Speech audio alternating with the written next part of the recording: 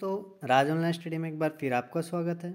दोस्तों एक बार फिर मैं आपके लिए लेके आया हूँ साइंस के वो सारे इम्पोर्टेंट क्वेश्चन जो बार बार एग्ज़ाम के अंदर पूछे जा रहे हैं।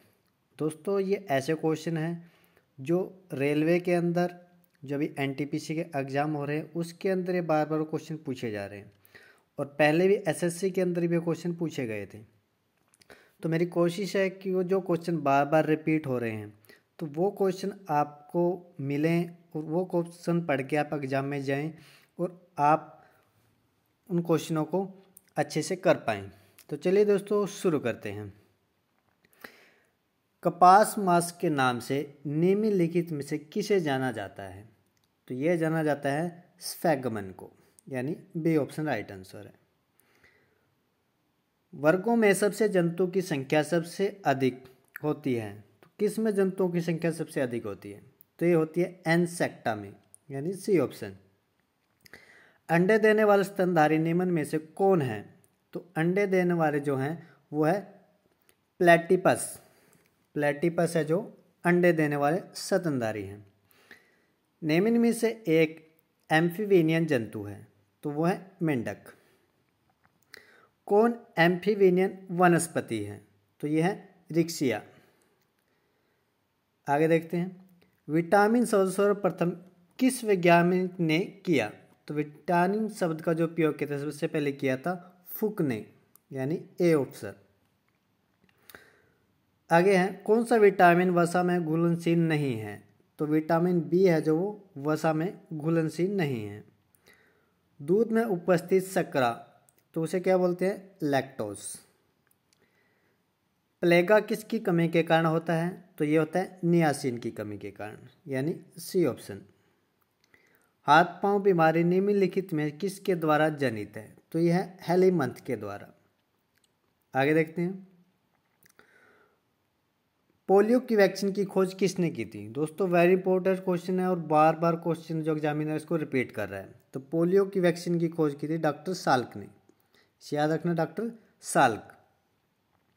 आगे है किस वैज्ञानिक ने मलेरिया के रोगाणु को खोजा था? तो मलेरिया के रोगाणु खोजा था रोनाल्ड रोस ने। कौन सा जीवाणु जनित यौन संचारित रोग है? तो वो है सिफिलिस। तो सिफिलिस है यौन संचारित रोग है। मलेरिया को फैलाने वाला वाहक कौन सा है? तो वो फैलाता है मादा एनाफिलिस, जो मलेरिया को फैलाती है। जन्मजात रोग का उदाहरण कौन सा है? तो रंजनहीनता है जो जन्मजात रोग का उदाहरण है। आगे देखते हैं। मानसिक रोग का उदाहरण कौन सा है? तो वो है साइजोफ्रेनिया। साइजोफ्रेनिया जो मानसिक रोग का उदाहरण है। बीमारी उत्पन्न करने वाले जैव कारक क्या कहलाते हैं? तो उन्हें बोलते हैं रोग कारक। बीसीजी के टिक्के में बी का अर्थ क्या है? वेरी इंपॉर्टेंट क्वेश्चन है दोस्तों। तो इसका अर्थ होता है बैसिलिस। तो बैसिलस है जो बीसीजी के टिक्के में बी का मतलब है बैसिलस। जीन की इकाई क्या है? तो जीन की जो इकाई है वो है कोशिका। आनुवंशिका की इकाई क्या है? तो आनुवंशिका की इकाई है जीन, यानी ए ऑप्शन। उपस्थित निम्नलिखित में से किस में नहीं पाई जाती है? उपस्थित निम्न में से किस में नहीं पाई जाती है? तो वक्र में नहीं पाई जाती है। कौन सा उत्तक ग्रंथि का निर्माण करता है? तो उपकला है जो उत्तक ग्रंथि का निर्माण करता है। किस में एक परत होती है? तो एक परत जो होती है वो होती है रसधानी के अंदर। डीएनए पाया जाता है, किस में पाया जाता है? इन सभी में डीएनए पाया जाता है। हरितकुलक में भी, माइटोकॉन्ड्रिया में, केंद्रक में भी, यानी सभी, यानी डी ऑप्शन इसका राइट आंसर है।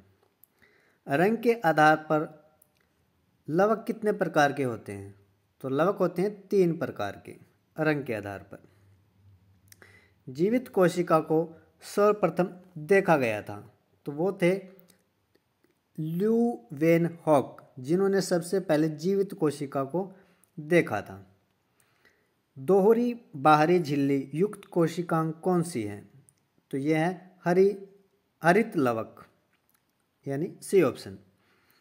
अंतर्प्रद्वायी जालिका की खोज किसने की थी? ये की थी पोर्टर ने। दोस्तों ये जो क्वेश्चन है किसने किसकी खोज की थी तो और किसका सिद्धांत किसने दिया था, ये क्वेश्चन बहुत ज़्यादा पूछे जा रहे हैं। ऐसे क्वेश्चन है जो मतलब जो बच्चा है वो इनको इग्नोर करके चलता है, लेकिन जो एग्जामिनर है अभी जो एग्ज़ाम हुए हैं उसके अंदर इन क्वेश्चनों को ज़्यादा मोस्टली पूछ रहा है। राइसोम की खोज किसने की थी, तो ये की थी पोलैंड ने। तो पोलैंड ने राइबोसोम की खोज की थी। सामान्य रूप से भोजन का संग्रहण कहाँ होता है, इंपॉर्टेंट क्वेश्चन है। तो ये होता है मृदुत्का में। उपकला उत्तक का मुख्य कार्य क्या है, उसका काम है रक्षा करना। मधुमक्खी मोम ग्रंथियाँ इसमें उपस्थित होती हैं, तो ये होती हैं श्रमिक। ये क्वेश्चन काफ़ी बार पूछा गया है एग्जाम के अंदर मधुमक्खियों से रिलेटेड कि मोम ग्रंथियाँ किस में उपस्थित होती हैं, श्रमिक में। भारत की समुद्री भोजन मछलियाँ निम्नलिखित में कौन नहीं हैं, तो इनमें जो नहीं है वो है इक्का इनोड्रमस, जो भोजन मछलियाँ नहीं हैं। अधिक अंडे देने की क्षमता वाली कुक्कुट चिड़िया की विदेशी नस्ल कौन सी है, तो वो है श्वेत लेगहॉर्न, जो अधिक अंडे देने की क्षमता रखती है। पशुओं के मोटा चारा निम्नलिखित में से कौन सा नहीं है, तो बिनोला है जो वो मोटा चारा में नहीं आता है।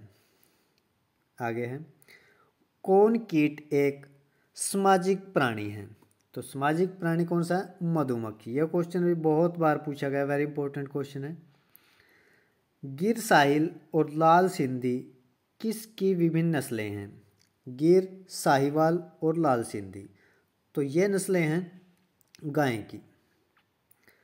पादप प्रजनन को एक रोग प्रतिरोध उपजाति उत्पन्न करने के लिए उन्हें करना चाहिए, क्या करना चाहिए, चयन करना चाहिए। पौधों को इसके द्वारा रोग प्रतिरोध बनाया जाता है, किसके द्वारा रोग प्रतिरोध बनाया जाता है, प्रजनन के द्वारा, यानी बी ऑप्शन राइट आंसर है। पौधों के लिए अधिक मात्रा में आवश्यक तत्व कौन से हैं, तो सबसे आवश्यक है पौधे के लिए नाइट्रोजन।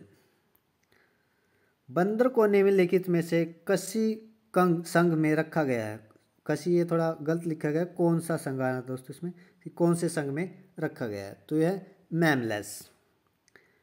न्यूमेट्रिक अस्थियां किस में पाई जाती हैं, तो यह पाई जाती है मोर के अंदर।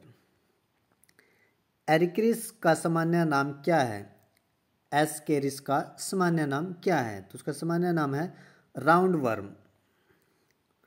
रोग को संचित करने वाले को जीव को क्या कहते हैं, तो उसे कहते हैं रोगवाहक।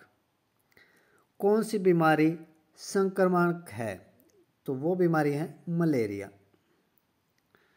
आगे है ट्यूब कॉलोरी नाम की बीमारी उत्पन्न होती है, तो किससे होती है, बैक्टीरिया के द्वारा उत्पन्न होती है ट्यूब कोलोरिस। ट्यूबरकुलोसिस जो बीमारी है बैक्टीरिया से उत्पन्न होती है। कौन सा रोग संक्रमण नहीं है, तो जो संक्रमण नहीं है वो है ल्यूकीमिया।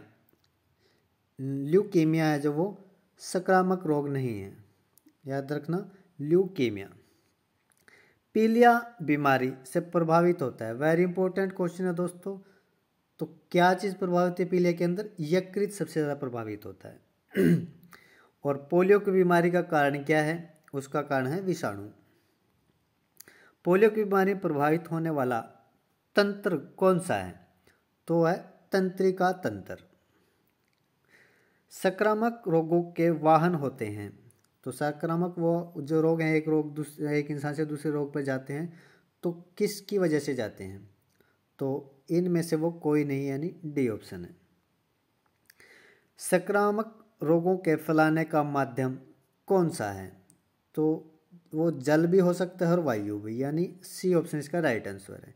जल से और वायु से ही रोग एक से दूसरे के पास पहुंचते हैं। कौन सा संक्रमित बीमारी नहीं है, तो एलर्जी है जो संक्रमित बीमारी नहीं है। रासायनिक पदार्थों का उपयोग कर मच्छरों को नियंत्रित करना क्या कहलाता है, तो उसे बोला जाता है रासायनिक नियंत्रण। कुनैन की दवाई का प्रयोग किया जाता है? वेरी इंपॉर्टेंट क्वेश्चन दो, तो बहुत बार आया एग्जाम के अंदर। तो मलेरिया में कुनैन की दवाई का प्रयोग किया जाता है। रेबीज बीमारी होती है तो किससे होती है रेबीज? तो रेबीज होती है कुत्ते के काटने से। एड्स बीमारी की संक्रमण होता है? तो एड्स बीमारी का जो संक्रमण होता है वो होता है लैंगिक अंगों द्वारा। व्यक्ति के स्वास्थ्य के लिए आवश्यक क्या है? संतुलित आहार, स्वस्थ जल, अप्रदूषित वातावरण। तो संतुलित जो आहार है वो व्यक्ति के स्वास्थ्य के लिए आवश्यक है। कौन जीवाणु द्वारा उत्पन्न होने वाली बीमारी है? तो जीवाणु द्वारा जो उत्पन्न बीमारी है वो टिटनेस है। स्वास्थ्य का मतलब क्या है? तो स्वास्थ्य का मतलब ये सभी है कि स्वस्थ शरीर भी हो, सामाजिक भी और मानसिक रूप से स्वस्थ हो, यानी डी ऑप्शन राइट आंसर है। एंटीबायोटिक दवाएं प्रभावित करती हैं, किस चीज़ को प्रभावित करती हैं? जीवाणुओं को प्रभावित करती है। फाइलेरिया या एलिफेंसिस का कारण क्या है? तो उनका कारण है वायरस। संक्रामक रोगों से सुरक्षा के लिए सरकार द्वारा चलाया गया जन स्वास्थ्य कार्यक्रम कौन सा है? तो वो कार्यक्रम है टीकाकरण। हमारे शरीर के भीतर पाए जाने वाले प्रतिरक्षा तंत्र कौन सा है? तो वो क्या करता है? रोगाणुओं की लड़ने की क्षमता पैदा करता है, जो प्रतिरक्षा तंत्र है। बीसीजी का टीका दिया जाता है, किस लिए दिया जाता है? ट्यूबरकुलोसिस से बचाव के लिए, यानी बी ऑप्शन। कौन सा भूरा शैवाल के नाम से जाना जाता है? तो भूरे शैवाल के नाम से जो जाना जाता है उसे हम बोलते हैं लैमिनेरिया। ऑर्थोपोड्स में श्वसन इसमें होता है, किस में होता है? इन सभी में होता है, यानी डी ऑप्शन राइट आंसर है। सब्जियों को उगाना, उसके रखरखाव का अध्ययन करना क्या कहलाता है? वेरी इंपॉर्टेंट क्वेश्चन है दोस्तों। तो उसे बोलते हैं ओलेरी कल्चर। सब्जियों को ना ओलेरी कल्चर। खरीफ फसल, खरीफ की फसल कौन सी है इसके अंदर? वो है धान। गायों और भैंसों के शरीर के अंदर पर्णकृमि के द्वारा निम्न में से कौन प्रभावित होता है? तो यकृत है जो सबसे अधिक प्रभावित होता है। कुटकुट चिड़िया की अधिकतम मृत्यु का कारण यह फंगस रोग होता है। तो कौन से रोग से मरती है जो कुटकुट चिड़िया होती है? वो होता है रेकेटिस। ऑर्थोपोडा की देह गुहा कौन सी है? तो ऑर्थोपोडा की जो देह गुहा है उसे बोलते हैं होमोसील। ट्रोपोस्फियर वायुमंडल की कौन सी परत है? तो यह वायुमंडल की सबसे निचले परत है, ट्रोपोस्फियर। वायुमंडल में CO कितना है? तो ये 2 लगाना दोस्तों, कार्बन डाइऑक्साइड है CO2, तो ये है A, यानी 0.03। जल पुरुष के रूप में जानने वाला नाम, जल पुरुष किसे कहा जाता है?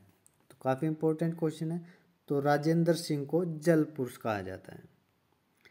जल का द्रव्य रूप क्या है? तो जल का द्रव्य रूप जल है, यानी पानी है।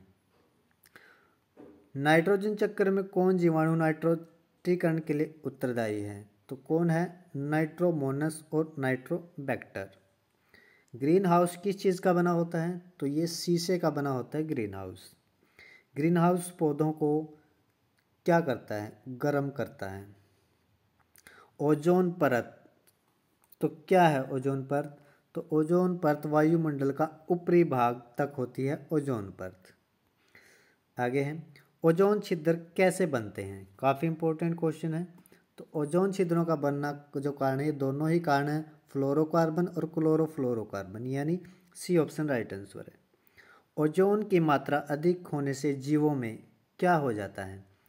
तो इसमें स्वतंत्र, मोतियाबिंद और खांसी, ये सभी हो जाते हैं। मानव पाचन नाल के किस भाग में पेरिस्टलिक गतियाँ नहीं होती हैं?